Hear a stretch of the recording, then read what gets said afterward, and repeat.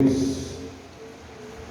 estou me sentindo assim hoje pregador de jovens, para jovens, porque tem mais jovens aqui na igreja, jovens e adolescentes, do que os mais adultos.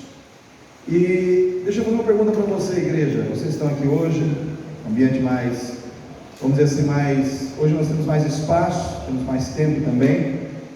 O que dá mais sentido às nossas vidas em relação às necessidades, às expectativas que muitas vezes as pessoas têm ao nosso respeito? A atitude de nós vivermos os nossos prazeres ou a atitude de nós vivermos os nossos compromissos e responsabilidades? O que dá mais peso na nossa vida? O que dá mais valor na nossa vida? O ato de nós vivermos os nossos prazeres ou de nós vivermos nossos compromissos e responsabilidades? Eu vejo que a vida do ser humano, ela tem os dois lados. A gente quer o prazer, mas a gente também tem que lidar com compromissos e responsabilidades, sim ou não? Só que parece que compromisso e responsabilidade tem uma conotação de coisa chata, de coisa assim, que não é legal. E prazer, não, se você fala a palavra prazer, parece que você já começa a sorrir por dentro, porque é prazer, é prazeroso. Mas eu vou fazer uma pergunta, por exemplo, pensa num médico. O que dá mais sentido e mais valor à vida de um médico? É o ato dele estar numa praia, vivendo ali o tempo que ele tem de lazer, ou ele estar no hospital atendendo os pacientes? E aí, gente? Responda-me. Ricardo. Dá mais sentido atendendo os pacientes. Um pastor, por exemplo, o que dá mais sentido à vida dele? Presta atenção na pergunta. Sentido às expectativas e às necessidades que as pessoas têm, né? É ele estar na casa dele comendo churrasco? O pastor gosta de comer churrasco? Ou ele estar na igreja, servindo a Deus, pregando o evangelho, trazendo a mensagem de Deus ao coração das pessoas? Ricardo é meu respondedor oficial nessa noite. Então, os irmãos conseguem entender que a responsabilidade e o compromisso, eles precisam ser levados muito a sério. Por quê? Porque existem pessoas que precisam da minha atitude em relação ao fato de agir com seriedade para com os meus compromissos, para com as minhas responsabilidades. É muito importante, é muito prazeroso, às vezes a gente está na frente de uma televisão, vivendo ali aquele momento de desfrutar de um programa, assistindo alguma coisa que nos interessa, que nos traz prazer. Mas o que dá mais significado para Deus em relação à sua vida? Você estar na frente de uma televisão, vendo qualquer programa que seja, ou você estar na obra dele, fazendo a obra dele, se envolvendo com a obra dele? Vitor, na obra? Então eu penso assim, as duas coisas nós podemos viver, porque assistimos a nossa televisão, assistimos lá o nosso programa que a gente gosta, desde que não seja algo pecaminoso, não é pecado. Só que nós não podemos permitir que essas situações comecem a nos levar a negligenciar nossos compromissos e responsabilidades. O problema pega aí, o problema começa aí, quando os meus prazeres começam a interferir nos meus compromissos, nas minhas responsabilidades, sejam vocacionais ou sejam espirituais. Eu começo a negligenciar compromissos, responsabilidades, e aí eu deixo de atender expectativas que alguém tem ao meu respeito. E quando a gente fala de coisas espirituais, as expectativas ao nosso respeito são as expectativas do coração de Deus. Deus tem expectativas ao seu respeito, Deus tem expectativas ao meu respeito, Deus tem expectativas sobre esta igreja. Então, por exemplo, hoje nós temos um número menor de pessoas aqui na igreja. Eu não sei por que muitos voltaram, não sei qual foi o motivo, mas eu lembro que algum tempo atrás a igreja pediu: pastor, vamos mudar o horário para 18 horas. Vamos. Tomara, irmãos, tomara que muitos não estejam se enrolando com essas questões. Por quê? Porque vai ficar muito estranho lá na frente a gente ter que questionar novamente uma situação que para mim já foi resolvida, né? Então 18 horas, fica mais cedo, todo mundo vem mais cedo, volta mais cedo para casa, mas é uma questão de responsabilidade do que, irmãos? Responsabilidade e compromisso. Responsabilidade e compromisso. Inclusive, nós temos que mudar lá no banner, lá na frente, e mudar lá o horário, né? Porque ficou no banner lá o horário errado. Então, isso também tem que ser alterado. Nós que estamos aqui hoje, precisamos entender que existe um compromisso, existe uma responsabilidade que Deus quer de nós, sem negligenciarmos também a oportunidade, o direito que a gente tem de viver os nossos prazeres na presença de Deus. Vou dar um exemplo aos irmãos. Eu sou flamenguista. O Flamengo jogou hoje. Jogou ou não jogou? É um dos únicos prazeres que eu tenho assistir o meu time de coração. Mas porque eu tinha que orar, meditar e trazer a palavra, o Flamengo ficou de lado. Por causa de um compromisso, de uma responsabilidade.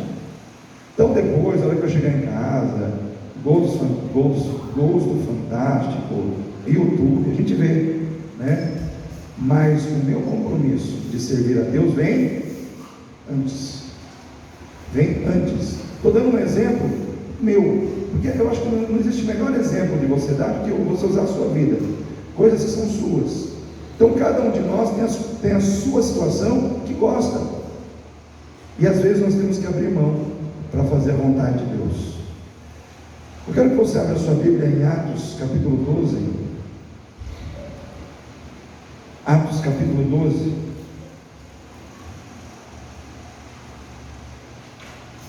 Eu creio que o Senhor vai falar conosco nesse texto. E quando a gente fala da igreja de Atos, para mim, ali está a igreja na essência. Ali está a igreja raiz.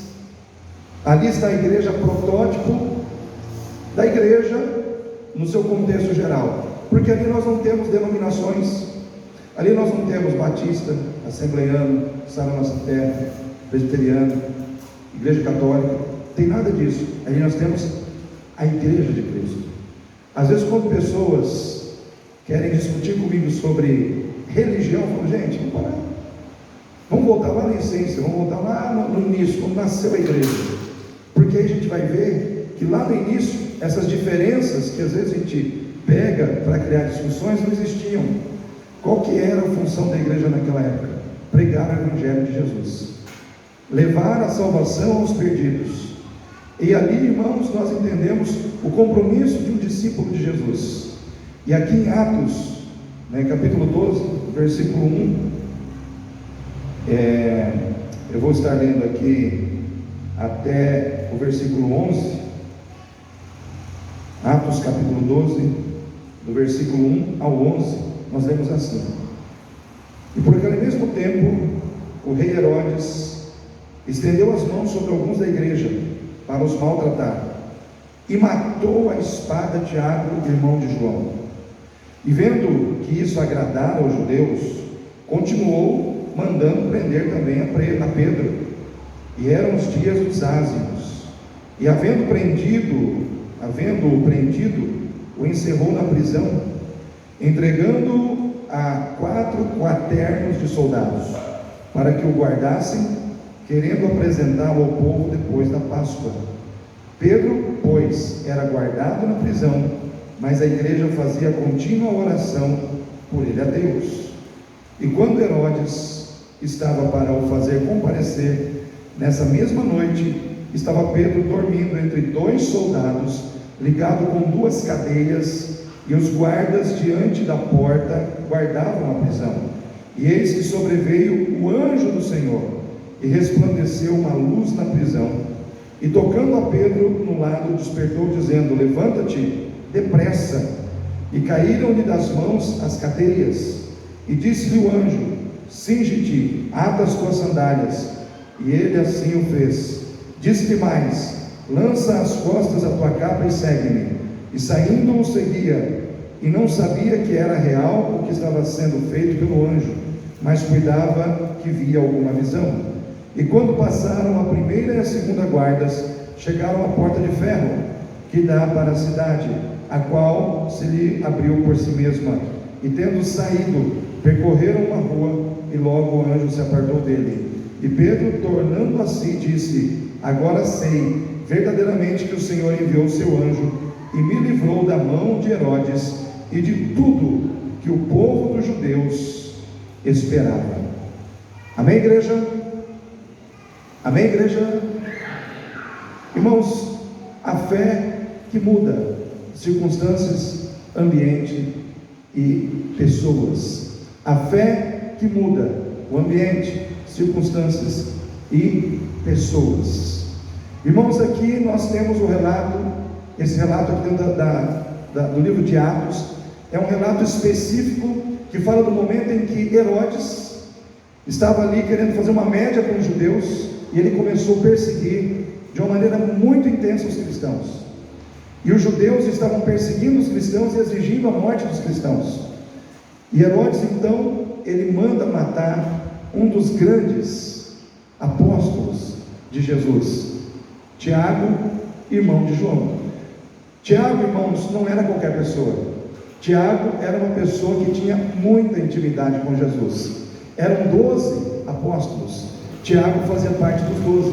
Mas entre os 12 tinham 3 que sempre, quando Jesus ia a algum lugar buscar a Deus em secreto, ali por exemplo no Getsemane, ele chama esses 3, Pedro, Tiago e João.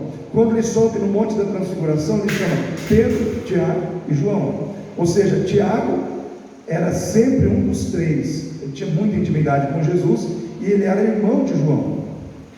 E Herodes mandou matar a Tiago. E aí, irmãos, a gente fala assim: mas pastor, ele tinha muita intimidade com Jesus e ele morreu, e Pedro não morreu. Aí começa a querer vir aquele questionamento: mas Jesus amava mais a Pedro, que deixou ele vivo, e menos a Tiago, que deixou ele morrer? Às vezes nós somos tentados a fazer julgamentos precipitados e errados acerca do coração de Deus, irmãos. Quem somos nós, muitas vezes, para julgar o coração de um Deus que é onisciente, onipresente e onipotente? Se fosse assim, Estevão, que foi o primeiro mártir, do cristianismo, e um homem que morreu apedrejado, e olha só, ele foi apedrejado, e Saulo estava ali assistindo ao apedrejamento de Estevão, e no momento que Estevão estava sendo apedrejado, ele tinha tanta intimidade com o Senhor Jesus, que ele chegou a dizer as mesmas palavras que Jesus disse quando ele também foi crucificado. Porque Jesus, quando estava ali na cruz, ele orou ao Pai, dizendo: Pai, perdoa-lhes, porque eles não sabem o que fazem. E Estevão ora ao Senhor, dizendo: Senhor, que não lhe seja imputado este pecado. No momento que ele estava sendo apedrejado, irmãos, até a morte, e naquele tempo não era pedrinha, eram pedras grandes. Se tinha uma coisa que os judeus eram especialistas, era no apedrejamento de pessoas, e eles apedrejavam com pedras pesadas. Agora imagina você sendo apedrejado e ainda você ter coração, espírito para interceder junto a Deus, para que Deus não leve em conta aquelas pessoas que estão te apedrejando. Eu pergunto, irmãos, tem ou não tem que ter muito amor no coração para ter uma atitude dessa? E nós vamos falar que Deus não ama um homem desse? Um homem que viveu para Deus, um homem que entregou sua vida inteiramente nas mãos de Deus. Tiago é a mesma coisa, irmãos. Tiago morreu porque chegou o momento dele morrer, porque o Senhor, Ele não nos salvou para nos dar uma garantia ou uma chancela que nós viveríamos eternamente aqui. Essa não é o propósito do Evangelho. O propósito do Evangelho é colocar no teu coração uma fé que te leve a acreditar que vale a pena morrer aqui para viver eternamente. É colocar no teu coração uma fé que te leve a entender que vale a pena perder tudo nessa vida, inclusive a própria vida, para morar com Deus no céu. Então Tiago estava nas mãos de Deus, ele era um servo de Deus. Não morreu porque faltou o amor de Deus pela vida dele, morreu porque chegou o momento dele morrer, porque Deus tinha um propósito em levar aquele homem para estar na presença dele. E eu pergunto, irmãos, na época da Covid agora, morreu ou não morreu muita gente de Deus aí? Sim ou não, irmãos? Morreu muita gente boa. Morreu muita gente que colocou a vida no altar, mas morreu, foi para a glória. Irmãos, nós precisamos entender que a fé que muda o ambiente, a fé que muda as circunstâncias que nos cercam, a fé que muda o mundo, irmãos, é uma fé que nos dá segurança, que coloca paz no nosso coração diante de situações mortais, diante de situações terríveis que muitas vezes são colocadas no nosso caminho.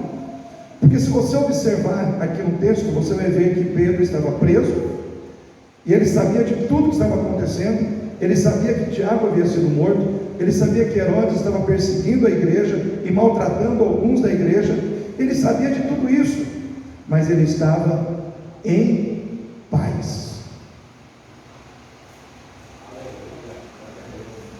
Ele estava em paz, ele estava seguro. Quem é você quando as coisas se levantam contra a tua vida? Quando você é colocado diante de uma situação em que aparentemente o prognóstico mais óbvio sobre a tua vida é que você será destruído. Qual é a sua reação? Pedro estava em paz, ele estava seguro, irmãos, porque a fé que ele carregava no coração lhe dava essa condição de estar seguro, de estar em paz, diante daquele momento de aflição, diante daquele momento em que havia praticamente um edito de morte sobre a sua vida, mas ele estava em paz. Eu imagino que ele pensava assim: se o Senhor me livrar, amém. Se o Senhor me levar, amém também. De uma forma ou de outra, a minha vida está nas mãos do Senhor. Estou seguro, estou em paz. Não estou vivendo em função dos meus prazeres, não estou vivendo em função do que a carne quer, do que os meus prazeres desse mundo, ou os prazeres deste mundo esperam que eu deseje. Eu estou vivendo em função do meu compromisso com o Senhor. Estou em paz. Estou sofrendo por amor a Cristo. Estou sofrendo porque sou uma pessoa que serve a Cristo, porque ama a Cristo, porque Cristo está em primeiro lugar no meu coração. Então estou em paz. Irmãos, a primeira característica de uma fé que muda as circunstâncias é isso, é a paz, é a segurança que ela consegue colocar no teu coração em meio a situações extremas, vamos dizer assim, de extremo perigo, de extrema dificuldade. E aí, quando eu penso nisso, eu penso em Sadraque, Mesaque e Abdinego, ou Misael, Ananias e Azarias, que eram os nomes, vamos dizer assim, judaicos desses homens. Eles estavam no Império Babilônico, e ali o rei Nabucodonosor, ele, vamos dizer assim, tomado, vamos dizer assim, por um sentimento de grandeza, por uma síndrome, né, de grandeza, ele constrói uma estátua gigante, e ele cria lá um edito dizendo o seguinte: quem não se curvar diante dessa estátua vai morrer, vai ser lançado numa fornalha de fogo ardente. E aí ele disse assim: quando tocar a trombeta, eu quero todo mundo do reino ajoelhado diante da minha estátua. E aí ele colocou os homens lá para tocar a trombeta, e a trombeta foi tocada, e na hora que ela foi tocada, todo mundo se ajoelhou diante da estátua de Nabucodonosor, menos Sadraque, Mesaque e Abdinego. E aí todos se levantaram contra eles, e o rei disse assim: eu vou lançar vocês na fornalha. Aí os três respondem para o rei o seguinte: rei, é o seguinte, esses joelhinhos aqui, eles não se dobrarão diante da sua estátua, porque esses joelhinhos só se dobram diante de Jeová, só se dobram diante do Deus Todo-Poderoso. Nós não vamos nos dobrar diante da sua estátua. O nosso Deus, a quem nós servimos, Ele vai nos livrar, e se não nos livrar, nós não vamos adorar a sua estátua. Aí o rei: pois é, né? Então aqueçam a fornalha 7 vezes mais. Ou seja, o que já estava difícil ficou mais difícil. A prova que já era grande se tornou muito mais, irmãos, alcançou dimensões muito maiores, 7 vezes mais. E aquela fornalha ficou tão quente que os homens que o rei escolheu para levarem Sadraque, Mesaque e Abdenego e os jogarem na fornalha, eles foram mortos pelo calor da fornalha, e os jovens foram lançados lá. E eu imagino, irmãos, eu não vi isso, não vi nenhuma gravura sobre isso, mas eu imagino que essa fornalha ela ficava num local onde as arquibancadas, eu imagino que eram circulares, a do rei ficava lá em cima. Eu imagino que era um poço, porque o rei ele conseguia ver, ele conseguia olhar de cima para baixo e ver a fornalha. Então, eu estou aqui apenas tentando traduzir para os irmãos o que eu estou pensando. Então, eu penso que haviam várias arquibancadas, vários andares, e o rei ele conseguia ver o que acontecia dentro da fornalha. E quando jogaram os 3 lá, o rei começou a observar. Ele disse: mas nós não jogamos 3? Eu estou vendo 4, e o quarto, ele é semelhante ao filho dos deuses, e eles passeiam no meio do fogo, e nada acontece com eles. E aí naquele momento o rei cai a ficha, o rei compreende que Deus estava no negócio, que Deus estava ali, guardando a vida de Sadraque, Mesaque e Abdenego. E o que ele, de imediato, irmãos, o que de imediato ele faz? Ele manda tirar os 3 de lá. Como eles tiraram os 3 de lá, eu não sei, porque se a fornalha estava aquecida 7 vezes mais, eu imagino, irmãos, que não foi fácil, mas tiraram. O fato é que tiraram os 3 de lá. Aí eu pergunto para os irmãos: com fornalha aquecida 7 vezes mais, Sadraque, Mesaque e Abdenego estavam apavorados, irmãos? Eles estavam em paz. O nosso Deus, a quem nós servimos, Ele nos livrará. E se Ele não nos livrar, nós não serviremos, não nos prostraremos diante dessa estátua. Porém, aquela fé que estava no coração deles, colocando paz interior no coração deles, fazendo com que eles permanecessem firmes ali naquela situação, irmãos, foi o que Deus precisou para que Ele pudesse agir na vida de Sadraque, Mesaque e Abdenego, e mostrar para todos que estavam ali que Ele é Deus de verdade. Eu quero dizer isso para você, querido. Talvez você tenha passado por situações hoje que tem confrontado a sua fé, que tem, de certa forma, incomodado o teu coração. E o que Deus espera que você tenha? Qual é a sua atitude nesse momento que você está enfrentando essa luta na sua vida? Deus quer que você tenha paz nele, segurança nele, porque o mesmo Deus que visitou a cadeia de Pedro, que visitou Sadraque, Mesaque e Abdenego na fornalha, é o Deus que está com você aqui hoje. É o Deus que te guarda, é o Deus que caminha com você. Quando você descansa diante das lutas, diante das perseguições, diante dos problemas, na certeza de que você não está sozinho, tem alguém com você, tem alguém na tua vida, e esse alguém que está na tua vida não é qualquer pessoa, chama-se Jesus de Nazaré, aquele que venceu a morte, aquele que tem todo o poder nos céus e na terra. Jesus diz: foi-me dado todo o poder nos céus e na terra.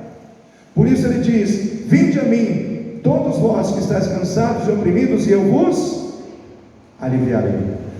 É como se ele dissesse assim: eu tenho poder, eu tenho condição de fazer, eu tenho condição de te honrar, eu tenho condição de tirar fardos, mas você precisa vir a mim. Vinde a mim, todos vós que estáis cansados e oprimidos, e eu vos aliviarei. Irmãos, todos nós que estamos aqui temos que entender que o nosso Deus, Ele não brinca de ser Deus. Ele é Deus na nossa vida 24 horas por dia. Ele é Deus, irmãos, para nos sustentar diante de todas e quaisquer situações que aparentemente se levantam contra nós para nos destruir, mas só prevalecerão se Ele permitir. Porque se Ele não permitir, irmãos, nada vai prevalecer de maligno, de ruim, de negativo na sua vida. A fé que muda o ambiente é aquela que coloca paz no teu coração diante da morte. Quem tem medo de morrer? Não vou nem fazer essa pergunta, que eu estou com medo das respostas, né? Mas, irmãos, eu não tenho medo de morrer. Não tenho medo de morrer. Não estou aqui sendo demagogo, nem hipócrita. Eu, graças a Deus, vi meus filhos aí crescer, já vi minha neta, eu gostaria de ver mais. Meu pedido para Deus é: Senhor, eu quero ver mais netos aí, dessa turma aí, que ainda estão trabalhando nesse assunto, né? Mas, se eu partisse hoje, irmãos, eu fico preocupado.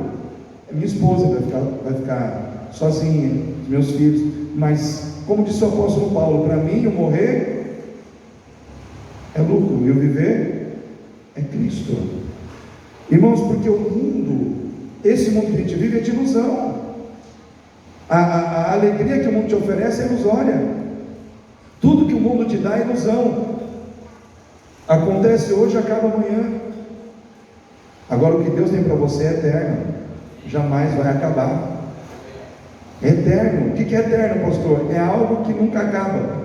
É algo que, como você vai explicar o que é eterno? Eterno é eterno. É algo que não tem fim. É algo que não começa, não tem início nem fim. É eterno.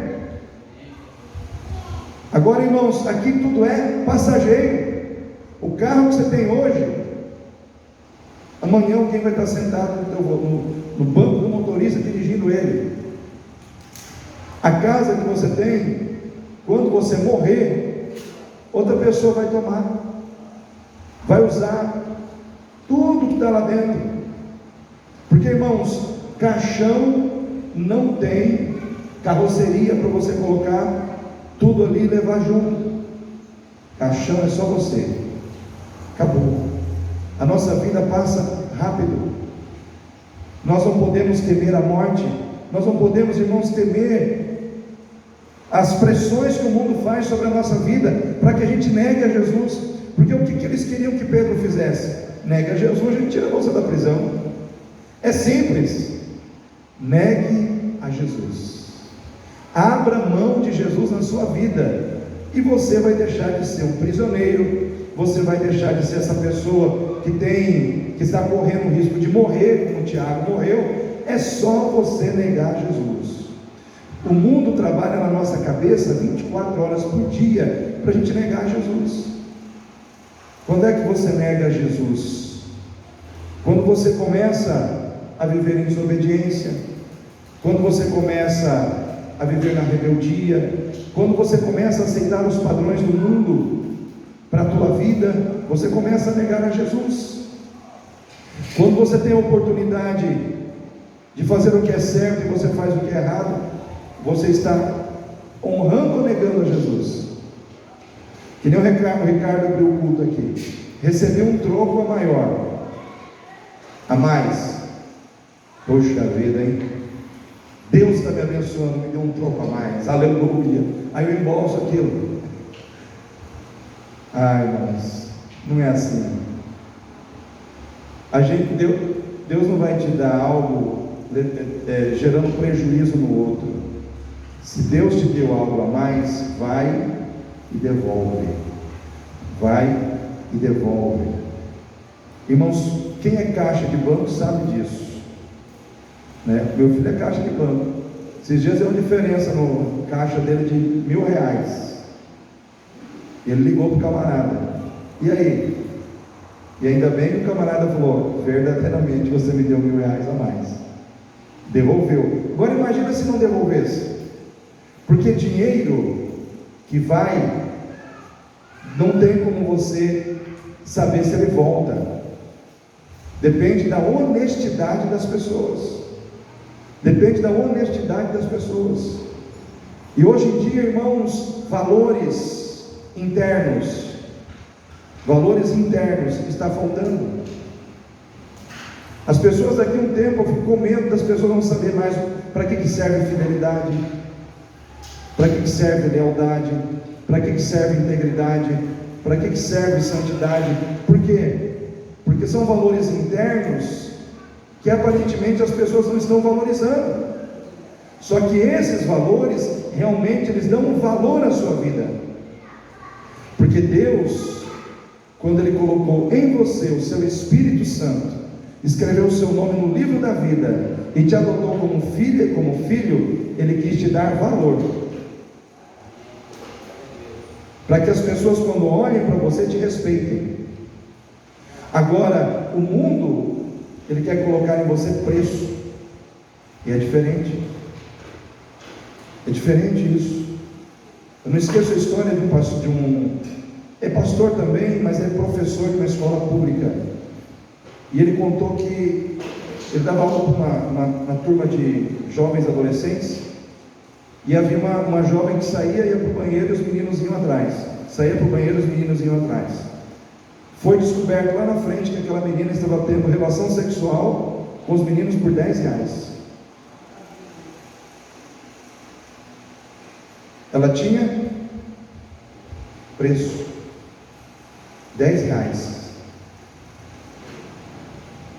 O pecado, o mundo, quer fazer isso com as pessoas, colocar preço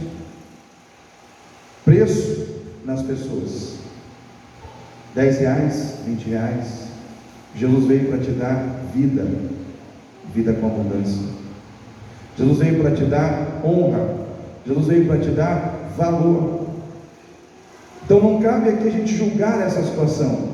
É uma situação que aconteceu, é uma alma que precisa ser salva, liberta, mas que hoje, talvez por N motivos, se entregou à questão da necessidade, a necessidade do dinheiro, porque infelizmente o mundo trabalha dessa forma na mente das pessoas, para destruir o que?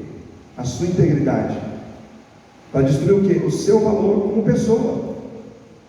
Agora nós temos que entender que em Cristo nós temos uma vida que precisa ser vivida para a glória de Deus, para a glória de Deus. Amém, irmãos? Você que está aqui, você aceitou Jesus, você não foi forçado, você aceitou porque você quis. Só que permanecer com Jesus é uma luta, é uma questão de você estar avaliando na sua vida todos os dias o que vale a pena perder aqui para ganhar lá. Todos os dias você tem que fazer essa conta. Eu estou perdendo pessoas, perdendo amigos, mas eu estou com Jesus. Estou com Jesus, então está valendo a pena, porque irmãos, no passado o Evangelho era muito mais respeitado que hoje, porque no passado as pessoas se convertiam, o que elas faziam? Colocavam a Bíblia debaixo do braço. O cara costumava ir beber lá no barzinho do Zé, ele parava, aí os amigos dele de sinuca, de bebida, de cervejada, falava assim: ô fulano, cadê você, cara? Você não veio mais tomar uma? Né? Você não veio mais jogar uma sinuca com a gente? Estou aqui brigando com o Pisou aqui, irmãos. Venci. Você não vem mais? Não. Você está onde agora? Estou na igreja, estou com Jesus. Eles malhavam, criticavam. Aí o que acontece? As amizades que ele tinha iam ficando para trás, ou seja, começaram a perder pessoas, perder relacionamentos, mas estava com Jesus. Ele entendia que estar com Jesus era mais importante. Hoje em dia não, a pessoa se converte, amanhã ela está no barzinho de novo. Aceitei Jesus, mas eu estou aqui, vamos continuar a vida, né? Do mesmo jeito. Isso não é conversão, isso não é evangelho, isso não é mudança de vida. Aqui nós temos um homem preso, um homem que estava preso, prestes a ser morto. Por quê? Porque estava firme com Jesus. Pergunto para os irmãos aqui, analisando a vida de Pedro, ele estava mais preocupado com prazeres da vida ou com compromisso com Cristo?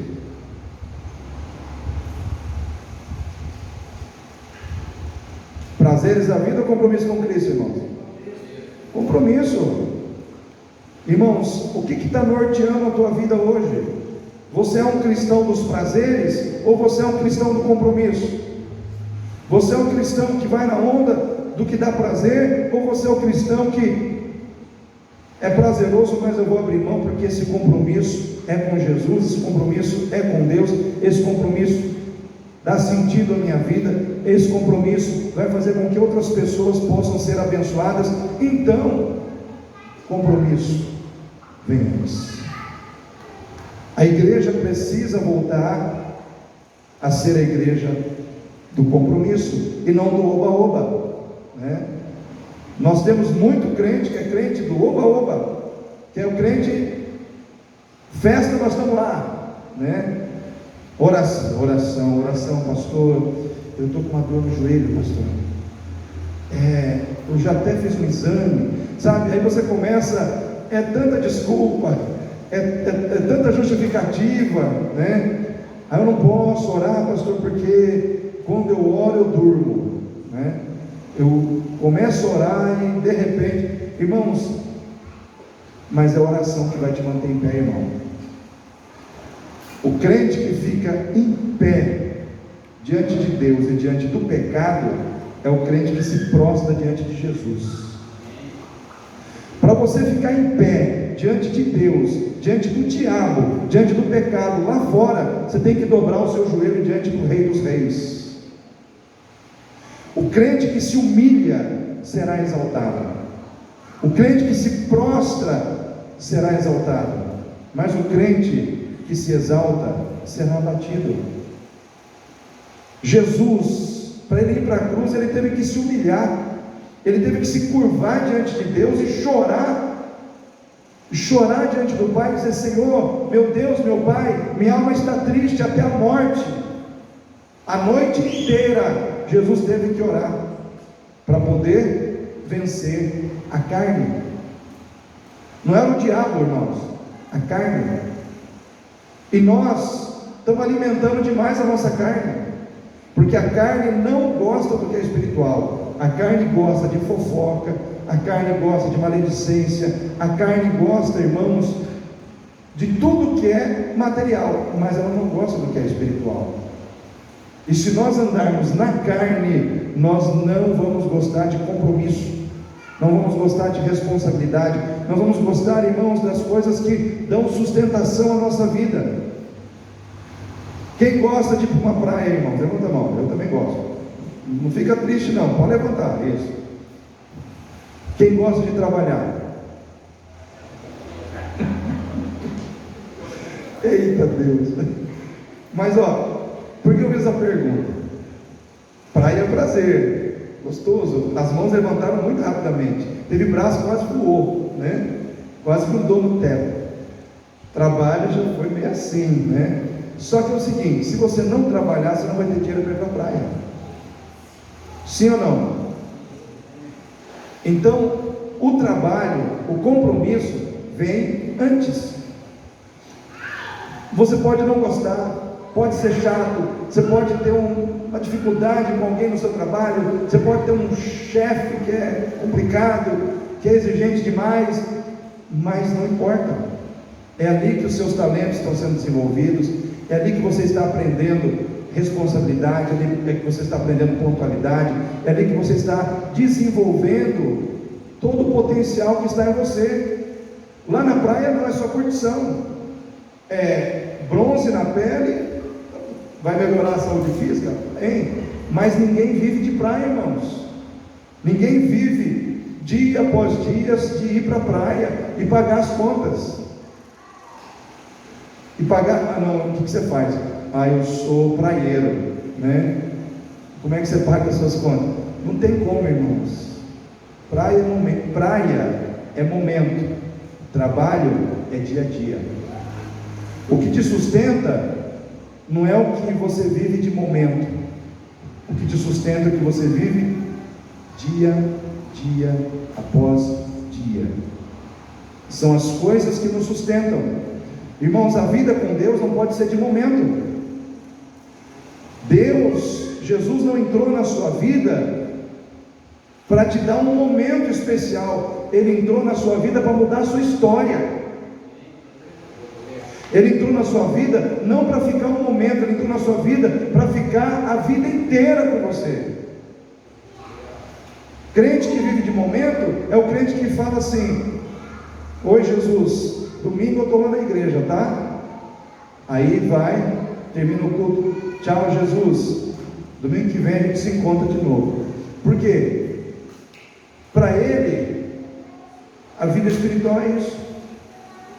Não, irmãos, eu saio daqui com Jesus, eu venho para cá com Jesus, eu dirijo meu carro com Jesus, eu estou na minha casa com Jesus, aonde eu vou, eu estou com Jesus, até no banheiro Jesus está lá comigo. Por quê? Porque Jesus está comigo em todo o tempo. A nossa vida com Jesus tem que ser assim.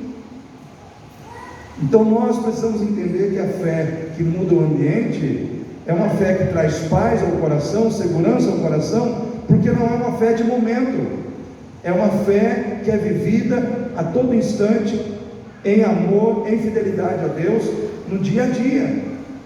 Pedro, ele servia a Deus diariamente. O plano de vida dele era fazer a vontade de Deus. Qual é o teu plano de vida? Fazer a vontade de Deus ou fazer a sua vontade? A fé que muda o ambiente é aquela que transforma a vida daqueles que recebem a Jesus. Quem recebeu a Jesus aí? Quem teve sua vida transformada? Aleluia. Irmãos, como é bom a gente fazer aquela volta ao passado e ver que quantas coisas a gente fazia que a gente não faz mais hoje. Por quê? Porque a nossa vida foi transformada por Jesus. Pedro é o exemplo de alguém que foi transformado. Ele era alguém que, quando ele conheceu a Jesus, ele era vacilante. Ele era alguém que tinha medo de morrer. Tinha medo de morrer por causa do seu compromisso com Jesus. Tanto é que ele negou Jesus quantas vezes? 3 vezes. Só que Jesus transformou a sua vida. Aquele homem que tinha medo de morrer agora estava ali numa cadeia, prestes a ser morto. Então, o Evangelho de Jesus parou com um vacilo na vida de Pedro. O vacilo que ele tinha, aquela situação dele ser infiel, tudo isso, irmãos, o Evangelho tirou do seu coração. E o apóstolo Paulo, que matava pessoas em nome de uma fé, ele matava, ele tirava a vida de pessoas em nome de uma fé que na consciência dele era uma fé correta. Como judeu, ele perseguia os cristãos. Então, em função disso, ele era um homem que matava, ele era um homem que agia com violência, ele era um homem que perseguia pessoas. Mas quando o Evangelho entrou na sua vida, ele parou de matar, ele parou de perseguir, ele parou com ódio, porque o Evangelho parou tudo isso na vida dele. O que o Evangelho parou na tua vida? Pergunta para o seu irmão aí, o que o Evangelho parou na tua vida?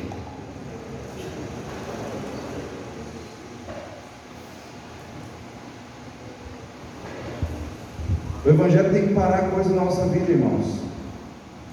Porque o Evangelho entrou na minha vida, eu tenho que parar de falar mal dos outros pelas costas.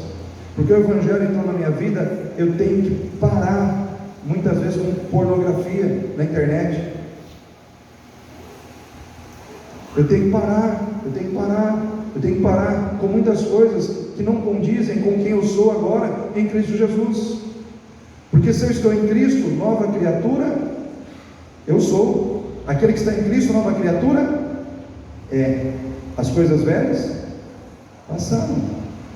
Então, se o Evangelho entrou na minha vida, eu tenho que parar com bebida, eu tenho que parar com pornografia, eu tenho que parar com fofoca, eu tenho que parar com maledicência, eu tenho que parar com tudo aquilo que me leva para longe de Deus. O que o Evangelho fez parar na sua vida? E o que o Evangelho colocou na sua vida? Então nós temos que fazer essa análise do nosso coração. Porque a fé que muda o ambiente, que muda as circunstâncias, ela primeiro tem que mudar o nosso coração. Porque não adianta a gente querer que o mundo mude se nós não mudarmos primeiro. Amém, igreja? Quem quer que o mundo seja mais justo? Você tem que ser mais justo. Pastor, eu quero um mundo com menos corrupção. Então nós temos que parar de nos corromper. Porque a gente gosta de falar da corrupção dos políticos, sim ou não? Mas quando a gente para numa vaga aí de um idoso, de um deficiente, a gente fura a fila. Irmãos, a gente quer mudança na vida dos outros, mas o Evangelho ele tem que mudar primeiro a nossa vida, o nosso coração. Toda mudança externa deve ser fruto de uma mudança que primeiro deve ser o quê? Interna. Você quer que o mundo mude? Você tem que mudar. Você precisa mudar. Eu quero mais paz no mundo. Você precisa ser uma pessoa de paz. Eu quero que as pessoas parem de xingar no trânsito. Você não pode então xingar no trânsito quando você leva uma fechada. Eu já vi crente fazer isso. E eu já fui tentado a fazer isso também. Mas sabe como você segura? Porque, irmãos, essas coisas acontecem não é quando você está calminho, é quando você está, e não é fácil. E às vezes você cai, mas você pede perdão e tenta fazer diferente lá na frente. Mas o Evangelho ele tem que trazer transformação interior na nossa vida, porque senão não vai haver mudança à nossa volta, se nós não mudarmos por dentro. A fé que muda o ambiente é aquela que te faz descansar, na certeza de que enquanto você dorme, Deus trabalha para te abençoar. Amém? Fala para o seu irmão assim: enquanto você dorme, Deus trabalha para te abençoar. Pedro estava na cadeia, Tiago havia sido morto, os crentes sendo perseguidos. Ele estava aguardando ali quando a celebração dos pães ázimos acontecesse. Depois que acontecesse essa celebração, a intenção de Herodes era matar Pedro também. Só que o que Pedro fez? Diante de tudo isso, Tiago morreu, a igreja sendo perseguida, ele preso, o que ele foi fazer? Dormir. Ele foi dormir. E enquanto ele dormia, Deus estava trabalhando. Enquanto ele estava dormindo, Deus estava agindo para abençoá-lo. Enquanto você dorme, querido, Deus trabalha para te abençoar. Sabe por quê? Porque lá no Salmo 127, versículo 2 diz assim: inútil vos será levantar de madrugada, dormir tarde, comer o pão de dores, pois o Senhor dá aos seus amados enquanto eles dormem. O nosso problema, sabe o que é, irmãos? É nós acharmos que todas as situações da nossa vida se resolverão pelo esforço extremo do nosso trabalho, ao ponto de nós ficarmos preocupados a madrugada inteira, pensando naquele problema do nosso trabalho, pensando naquele problema da nossa casa, pensando no problema com aquele filho que a gente está enfrentando, que está se desviando dos caminhos do Senhor. Aí a gente fica preocupado à noite, a madrugada inteira, quando na realidade você tem que dormir e descansar na certeza de que Deus vai trabalhar em seu favor. Porque Deus não precisa das nossas preocupações, Deus precisa da nossa fé. Deus não trabalha com preocupações, Ele trabalha com fé. Se a sua preocupação fosse importante para Deus agir, eu ia dizer para você, irmão, preocupa mais aí, fica bem preocupado, porque é isso que Deus quer. Não, irmãos, Deus Ele quer que você descanse na certeza de que enquanto você dorme, Ele trabalha. Porque existem coisas que você não vai conseguir fazer, porque não competem a você fazer, é Deus que vai fazer. Mas para isso você tem que descansar no Senhor. O que diz a palavra de Deus? Entrega o teu caminho ao Senhor, confia nele, e tudo mais Ele fará. Isaías 64, versículo 4 diz assim: porque desde a antiguidade não se ouviu, nem com ouvido se percebeu, nem com olhos se viu um Deus além de ti, que trabalha por aqueles que nele esperam. Em quem você está esperando? Em quem você está esperando? Se você está esperando em Deus, saiba, Ele vai trabalhar por você. O nosso Deus trabalha por aqueles que nele esperam. O nosso problema, irmãos, é que nós muitas vezes vivemos num mundo de preocupações, e aí achamos que a nossa atitude de agir demasiadamente, exageradamente, vai resolver os nossos problemas. Na realidade, a gente vai se desgastar, a gente vai se afadigar e não vai conseguir resolver nada. Por quê? Porque como crentes, nós temos que aprender a depender de Deus. Quando a gente não depende de Deus, Deus tira a mão, espera a gente sofrer, e aí, quando a gente se dispõe a depender, Ele age em nosso favor. Irmãos, até Deus descansou. A palavra de Deus diz que Deus criou a terra em quantos dias, irmãos?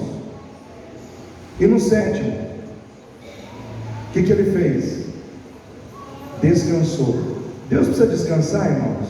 Se Ele não se cansa, não se fatiga, Ele não precisa, mas Ele colocou dessa forma para colocar o descanso na nossa vida, porque a ideia do descanso é a ideia da dependência. Enquanto você descansa, você está dizendo a Deus: Deus, eu estou dependendo do Senhor. Eu lembro de uma mulher, para quem minha esposa vendia perfumes, que ela montou um comércio, e ela era crente também da Assembleia de Deus. Ela falou assim: olha, eu estou tão bem, estou crescendo, estou prosperando, que agora eu trabalho na segunda, terça, quarta, quinta, sexta, sábado e domingo também, não tenho mais nem tempo para ir para a igreja. Falei: então você está errada, porque se você está agindo assim, você está idolatrando o seu trabalho, e tudo aquilo que é ídolo, ou objeto de idolatração na nossa vida, chega uma hora que Deus quebra ou Deus tira. Então você está sendo abençoada, não esqueça de dar a Deus um dia que é dele. Você não precisa trabalhar no domingo ou no sábado, não sei qual é a sua situação, mas dê a Deus o que é de Deus, e dê aos homens o que é dos homens. Porque, irmãos, o nosso problema é que nós somos seduzidos pelo desejo de sempre ter mais. Quem já ouviu falar da palavra ganância? Será que tem crente ganancioso, irmãos? Será que existe ganância muitas vezes no nosso meio? Aquele desejo exagerado de ter. Infelizmente, é uma das situações que tem pegado muito crente nos dias de hoje. E lá em 1 Timóteo 6, diz que o amor ao dinheiro é a raiz do que, irmãos? De todos os males. Não é de uns não. O amor ao dinheiro é a raiz de todos os males. E por causa de muitos quererem ter uma vida farta, cheia, de bens materiais, vão se desviar da fé. É o que está lá. Vão se desviar da fé, vão sair do caminho, vão dar as costas para Deus, por causa do amor ao dinheiro. E o Senhor está dizendo para mim e para você: descansa, que eu vou trabalhar. Descansa, que eu vou trabalhar. Enquanto você descansa, Deus trabalha. Amém? Caminhando para o final aqui, irmãos. A fé que muda o ambiente é aquela que cria saídas para situações sem saídas da nossa vida. Existem momentos que a gente enfrenta situações que são sem saídas. Que situação que é sem saída? É aquela que você não vê como você sai dela. Imagina Pedro preso naquela prisão. Ele estava guardado por 4 quaternos de soldados. São 4 destacamentos de soldados formados de 4 soldados, ou seja, 16 soldados. Uns ficavam nas portas, outros nos corredores, e ele ficava amarrado em 2 soldados. Olha só, ele ficava algemado com 2 soldados na mão direita e 2 na mão esquerda. O cara estava guardado ou não estava, irmãos? Ele não podia respirar, né? Se ele espirrasse, tinha 4 soldados ali para dizer saúde para ele, né? Ele estava ali, pior que Daniel na cova dos leões, porque pelo menos os leões não estavam grudados nele, algemados nele. Aqueles soldados estavam. Só que olha só o que aconteceu. Deus manda um anjo, irmãos, com sonífero celestial, põe a soldadaiada tudo para dormir. Dorme os 16 soldados. E aí o anjo faz assim, ó, as cadeias, as algemas se abrem e ele começa a sair. E é interessante que o anjo diz para ele, ó, Pedro, é o seguinte, está todo mundo dormindo aí, né? Pega as suas sandálias e pega a sua capa. Sabe o que quer dizer isso, irmãos? Que quando Deus age na nossa vida, Ele não vai deixar na mão do inimigo aquilo que nos pertence. Essas sandálias são suas, essa capa é sua, pega, porque não somente eu vou te libertar, eu vou te restituir também, porque nada do que é teu vai ficar em poder dos seus inimigos. Eu quero dizer para você nessa noite, querido, sem medo de errar, quando Deus age para te abençoar, Ele não age apenas para te dar uma libertação, Ele age também para te dar restituição, para trazer de volta para você algumas coisas que foram tiradas de você. Então eu não sei o que possa ter sido tirado de você nesses últimos dias, mas se você está debaixo do cuidado de Deus, Deus é poderoso para te restituir em nome de Jesus. E Pedro começa a caminhar, irmãos, e ele vai em direção à saída, e tem uma porta de ferro. Sabe o que acontece com a porta de ferro? Ela vira porta de banco, aquela que faz assim, ó, sem sensor, só no poder de Deus. Ele chega e a porta se abre sozinha. Aí eu pergunto para os irmãos, Deus é poderoso para criar saída onde não tem saída, irmãos? Então eu quero dizer para você nessa noite, tudo que está na tua vida que aparentemente não tem saída, para você não tem, mas para Deus tem. Talvez você enfrente uma situação dentro da sua casa que você acha que não tem saída, talvez na sua força, na sua capacidade não tenha, mas para o Senhor tem saída. Porque nós muitas vezes, diante das nossas lutas e dificuldades, nós muitas vezes usamos a palavra impossível. Só que a palavra impossível, ela só existe no dicionário da terra, ela não existe no dicionário de Deus. Para Deus, nada é impossível. O que é impossível aos homens, é possível para Deus. Irmãos, já vi gente ser curada de Covid com 95% do pulmão comprometido, né? Tá o Loris Márcio, né? Os irmãos sabem a história. Irmãos, gente que não podia estar caminhando por aí, está caminhando por aí por quê? Porque Deus agiu na vida dessas pessoas. Então eu quero dizer para você nessa noite, Deus é especialista em criar saída aonde não tem saída. Em último lugar, a fé que muda o ambiente é aquela que honra o exercício da oração na vida da igreja. Nós estamos olhando muito para Pedro, mas tinha uma igreja orando, sim ou não, irmãos? Tinha uma igreja ajoelhada, orando por Pedro, intercedendo por Pedro, clamando para Deus agir em favor de Pedro. E a vitória de Pedro veio, só que pelos joelhos de outras pessoas. O que eu quero dizer para você nessa noite? Muitas vitórias que muitas vezes nós recebemos é fruto da oração de alguém que muitas vezes está intercedendo por nós. Existem vitórias que chegam na tua vida porque alguém orou por você. porque alguém se colocou em intercessão perante Deus pela tua vida. Pessoas recebem vitórias pelas orações de outras pessoas.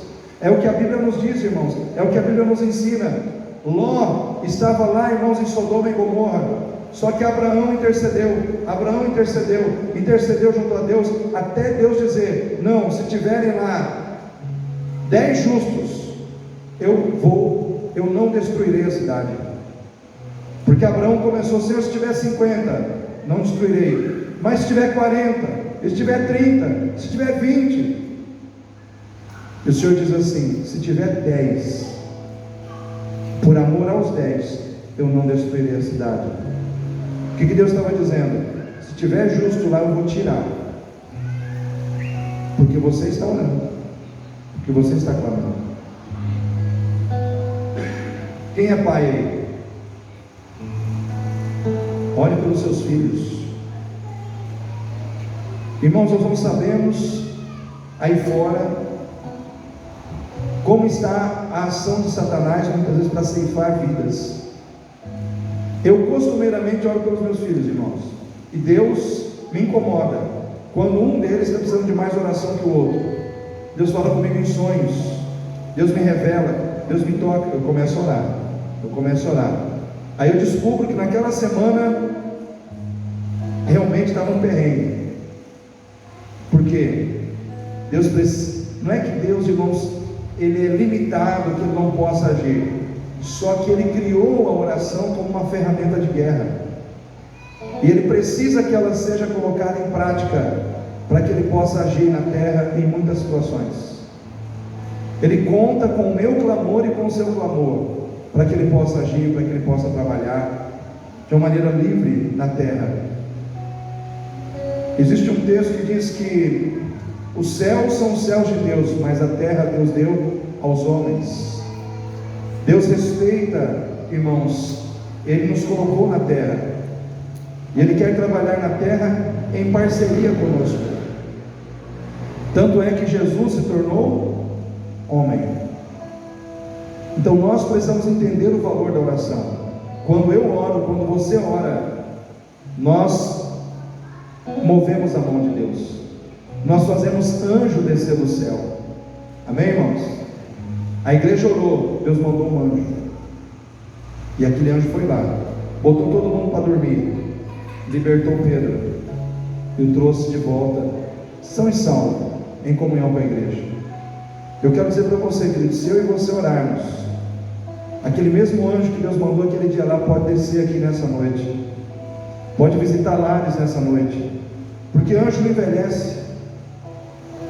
Aquele ou outro anjo, ou anjos, ou uma multidão de anjos, não importa. Se nós orarmos, Deus faz o céu se mexer para trabalhar em nosso favor. Então nessa noite, a fé que move vidas, a fé que transforma vidas, que transforma o ambiente, que transforma o mundo, é a fé que se move através da oração.